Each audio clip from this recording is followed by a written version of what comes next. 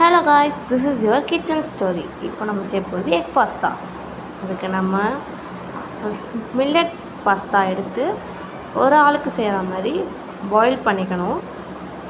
தென் salt 1 spoon, அப்புறம் ஒரு 1 spoon oil விட்டு நல்லா மிக்ஸ் பண்ணிக்கணும்.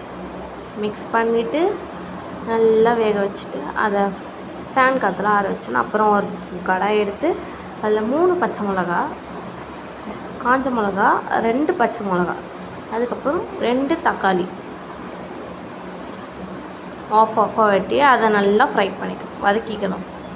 அதே கேப்பில் 2 பூண்டு இல்லை 3 நம்ம இஷ்டம் நல்லா ஃப்ரை பண்ணி நல்லா வதக்கிக்கணும். அதை மிக்ஸி ஜாருக்கு ட்ரான்ஸ்ஃபர் பண்ணிவிட்டு ஆற வச்சுட்டு அரைச்சிடணும். தென் இப்போ நம்ம கார்ன், பாஸ்தா, அந்த அரைச்சது, வெங்காயம் எல்லாம் எடுத்துகிட்டு ஃபஸ்ட்டு ஆயில் ஊற்றி வெங்காயம் போட்டுக்கணும்.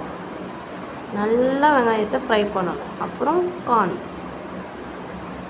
இதை நீங்கள் வேக வச்சு சேர்த்துக்கலாம், இல்லை அப்படியே ஸ்ட்ரெயிட்டாக ஃப்ரையும் பண்ணலாம்.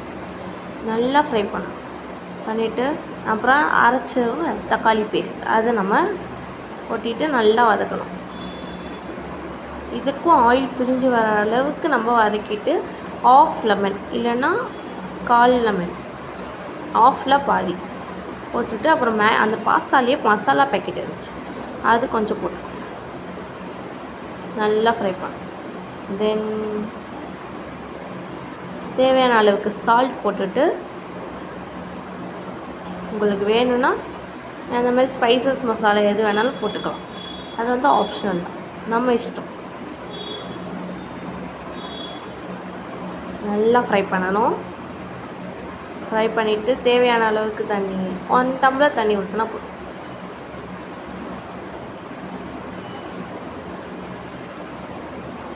அதை நம்ம நல்லா கொதிக்க வச்சுக்கணும். உங்களுக்கு இது இதில் பபிள்ஸ் வருதுல, நல்லா கொதிக்க வச்சுட்டு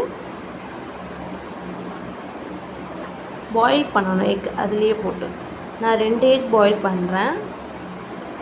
உங்களுக்கு எவ்வளோ வேணுமோ அதை நீங்கள் போட்டு பாயில் பண்ணி அதை பாருங்கள் செமி கிரேவியாக இருக்குது. இப்போ நம்ம எடுத்து வச்ச பாஸ்தாவை போட்டு அந்த எக் உடையாத அளவுக்கு பொறுமையாக மிக்ஸ் பண்ணணும்.